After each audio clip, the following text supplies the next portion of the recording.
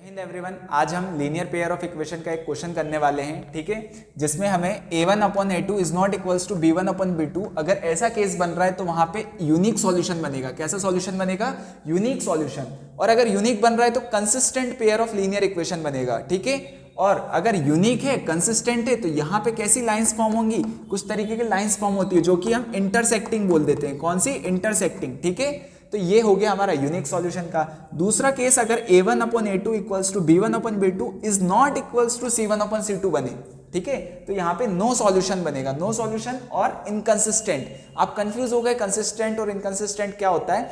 तो देखो, अगर किसी भी पेयर ऑफ लीनियर इक्वेशन के पास एटलीस्ट वन सॉल्यूशन अगर आ रहा है, कितना? एटलीस्ट वन, तो वो क्या हो जाएगा? कंसिस्टेंट पेयर होगा। और अगर उसके पास एक भी सॉल्यूशन नहीं आ रहा है, मतलब नो सॉल्यूशन है, तो वो कैसा हो जाएगा? इनकंसिस्टेंट हो जाएगा, ठीक है। थर्ड वन आता है a1/a2 equals to b1/b2 equals to c1/c2। तीनों बराबर हैं तो क्या आ जाएगा? इन्फिनाइट मैनी सॉल्यूशंस, मतलब बहुत सारे सॉल्यूशंस हो सकते हैं। और बहुत सारे सॉल्यूशन है मतलब consistent pair of linear equation बने। कभी कभी पेपर में इस टाइप के ऑब्जेक्टिव भी आ जाते हैं आप लोगों को, तो आप इस तरीके से देख सकते हैं इसको कि the system x - 2y equals to 3 and 3x + ky equals to 1। दो लीनियर पेयर ऑफ इक्वेशन हमें दिया हुआ है, तो हम फटाफट से उनकी वैल्यू लिख लेते हैं। a1 हमें दिया हुआ है, x की जगह 1 हो जाएगा।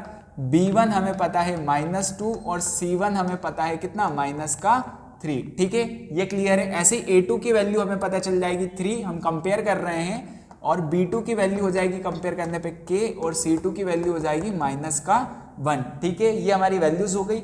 अब आपको दिया है has a unique solution only when, मतलब इसका यूनिक सॉल्यूशन होगा कब? जब इसकी वैल्यू k की वैल्यू कितनी होगी? तो इसको यूनिक सॉल्यूशन आपको पता है, अभी अपन ने देखा था कुछ टाइम पहले, b1/b2। ये कंडीशन बनती है यूनिक सॉल्यूशन में। तो यहाँ पे अगर हम वैल्यू पुट करके देखें तो ये 1/3 हो रहा है, और अभी मैं बीच में साइन नहीं लगा रहा हूँ, और b1 कितना हो जाएगा? -2।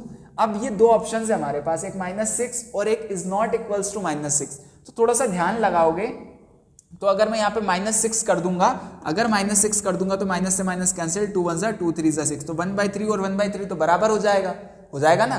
तो हमें ऐसी वैल्यू लेनी है जो बराबर ना हो, क्योंकि यूनिक सॉल्यूशन ये कहता है। तो यहाँ पे क्या आ जाएगा? -2, और यहाँ पे आ जाएगा क्या? k is not equals to -6। तो ये हमारा -6 नहीं हो सकता, ठीक है, ये नहीं हो सकता यहाँ पे। तो k का कौन सा आंसर आएगा अपना?